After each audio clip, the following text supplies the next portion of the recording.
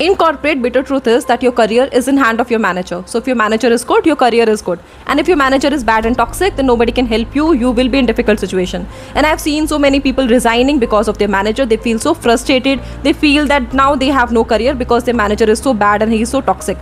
So for them, I really want to say, never quit. Please take this thing as a disease. Once you have a disease, you get that diagnosed, you get that analyzed, and after that you cure it, right? You go for solution, you go for medications.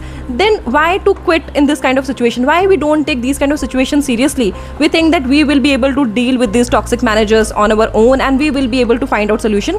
But I've seen so many people at the end, out of frustration, they resign and they quit.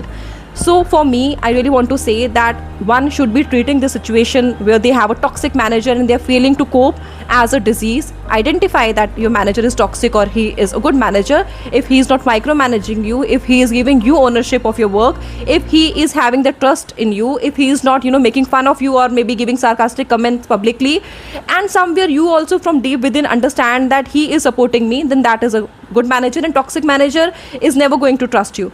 So understand the difference firstly, and then once you have that understanding that my manager is toxic, he is not that good and he is not going to support me and I do have a very difficult environment, don't think that you will be able to deal with the situation on your own. Go for consulting, go for help, go and reach out for people who have experience, who have expertise, and they can really guide you and they can give you strategies with which you can deal with these difficult situation. Why you don't treat this as something serious? Why you just take all things on your own and you take the stress and at the end you quit and you resign? So I really want to say that whenever you feel yourself in any difficult situation, go for consulting, go for counseling, go to career coaches and share your issues with them and take guidance and go strategically to your manager and you will be able to solve any difficult situation. That is how it works. So be very mindful, just don't sit in frustration and end up in resigning.